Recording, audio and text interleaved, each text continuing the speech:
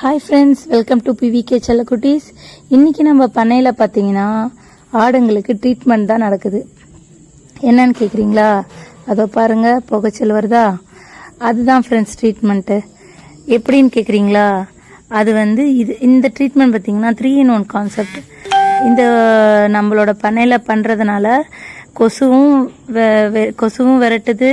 அது இல்லாமல் இவங்களுக்கு ஜலதோஷம் பிடிக்காமல் பார்த்துக்குது.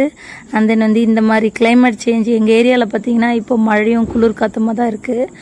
அதனால் இந்த மாதிரி டைமுக்கு அவங்களுக்கு கதப்பாக பக்கத்தில் அவங்களுக்கு படுத்துக்கிறதுக்கும் அது நல்லா உபயோகமாக இருக்குது. நம்மளை நம்பி இருக்கிற கால்நடைகளை நம்மளால் முடிஞ்ச எஃபெக்ட் போடணும். அவங்களுக்கு என்னெல்லாம் தேவைன்றதை அறிஞ்சு செய்யுங்க. அது இல்லாமல் இந்த மாதிரி பண்ணும் போது இன்கேஸ் நம்ம கோல்டும் அவங்களுக்கு பிடிச்சாலும் கூட இது 50-50 கான்செப்ட் தான் நம்ம ரெகுலராக பண்ணணும்.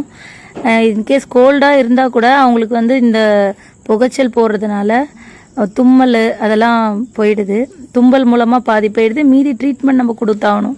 இதில் பார்த்தீங்கன்னா மஞ்சள், வேப்பிலை இதெல்லாம் போடுறதுனால கிருமி நாசினி எல்லா வகையிலையும் எனக்கு பெஸ்ட்டாக இருக்குது ஃப்ரெண்ட்ஸ். நம்ம இது இல்லாத போது எனக்கு கோல்டு நம்ம ஆட்டுங்களுக்கு ரொம்ப பிடிச்சது, ரொம்ப கஷ்டமாக இருந்தது எனக்கு.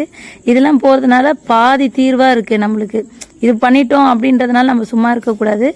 அவங்களுக்கு அந்த டைமுக்கு என்ன தேவையோ இது கோல்டு வராமல் இருக்க, அவங்களுக்கு கொஞ்சம் கதப்பன்னு இருக்கிறதுக்காக தான் இது மெயினாக பண்ணுறது. மற்றபடி நம்ம மெடிக்கலாக இப்போ கொடுக்க வேண்டிய கேரும் நம்ம கொடுத்துதாகணும்.